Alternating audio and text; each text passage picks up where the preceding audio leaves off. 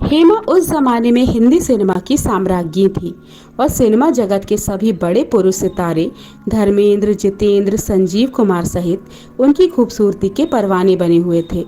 इस सब के कारण फिल्म के सेट पर कई ऐसे वाक्य हो जाते थे जब ये सितारे इस चुंबकीय आकर्षण को सहन नहीं कर पाते और खुलकर हेमा के साथ फ्लर्ट करते नजर आते थे। कभी कभी ये प्रस्ताव दबी छुपी आवाज में पर्चियों पर लिखकर और आंखों के इशारे से भी प्रस्तुत किए जाते थे। हेमा के निजी कर्मियों, मेकअप मैन, हेयर ड्रेसर आदि का उपयोग संदेश वाहक के रूप में किया जाता और कभी सहकर्मी और परिवार के सदस्यों के माध्यम से गंभीर प्रस्ताव भेजे जाते थे। मजेदार बात यह थी कि चक्रवर्ती बाबू को प्रस्तावकों की इस भीड़ में से कोई भी स्वीकार्य नहीं था।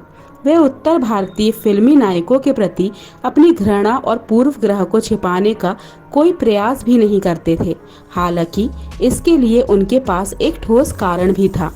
चक्रवर्ती बाबू और जया जी उन दिनों की स्टार अभिनेत्री वैजयंती माला के बारे में फिल्मी गलियारों में होने वाली चटकदार गपबाजियों को लेकर अत्यंत चिंतित रहते थे। वैजयंती माला एक प्रतिष्ठित अयंगर ब्राह्मण परिवार से आती थी और हेमा के अभिभावकों के लिए वे एक आदर्श थी, परंतु एक उत्तर भारतीय फिल्मी कलाकार के साथ उनकी अफेयर की चर्चा इस छवि को धूमिल कर रही थी। हेमा के अभिभावक यह नहीं चाहते थे कि हेमा के साथ भी यही इतिहास दोहराया जाए। हेमा की जगह और कोई भी अन्य स्त्री पुरुष जाति के अपने प्रति इस अथाह आकर्षण को देखकर गर्वित हो जाती और फूली न समाती, पर हेमा इन प्रेम प्रस्तावों के कारण अपनी जिंदगी में होने वाली उथल पुथल को लेकर बहुत भयभीत सी रहती थी। मेरे पास पैसा था, प्रसिद्धि थी, पर मन की शांति खो सी गई थी।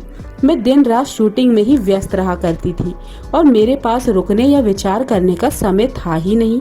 हेमा के करियर में तेज गति से हो रहे परिवर्तनों के प्रति उनके अभिभावकों के मन में मिश्रित से भाव थे और अपने प्रति संरक्षण के जोश में जया जी परिवार या कुल के बाहर के किसी भी व्यक्ति के साथ हेमा की निकटता बर्दाश्त नहीं कर पाती थी। शूटिंग के समय भी अगर हेमा सेट पर किसी हीरो के साथ मित्रवत व्यवहार करती थी तो जया जी को वह नागवार गुजरता था।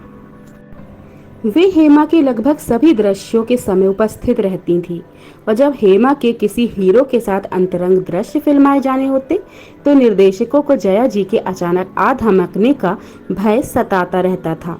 एक सीमा के बाहर यह दम घुटने जैसा था, पर यह स्थिति हमने स्वयं पैदा की थी।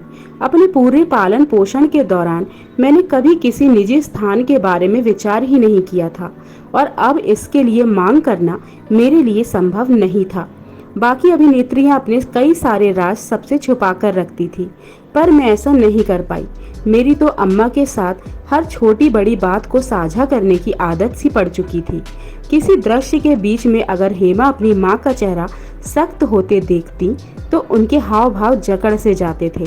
निर्देशकों को यह सब हताश कर देता था। वे हेमा से अपने दृश्यों में और भाव लाने की विनती करने लगते थे और पीठ पीछे इसके बारे में शिकायतें भी होती रहती थी। इन सब बातों का जया जी के सख्त पहरे पर कोई असर नहीं पड़ा। फिल्म निर्माताओं और निर्देशकों के लिए हेमा से अपने नायकों के साथ गहन आलिंगन जैसे दृश्यों को फिल्माना असंभव सा हो गया था। जैसे ही कोई अभिनेता उनके पास आते थे वे सिमट सी जाती थी। फिल्म पत्रिकाओं ने उन पर ठंडी मालिनी और आइस मैडन जैसे लेबल चस्पा करने शुरू कर दिए और हेमा ने इसका कोई खास प्रतिरोध भी नहीं किया।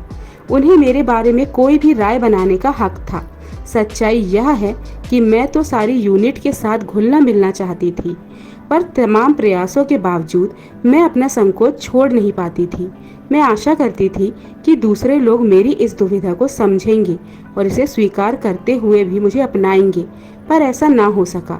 हेमा कुछ सोचते हुए कहती हैं, शायद वे मेरे सितारे वाली छवि के कारण सशंकित हो जाते हैं।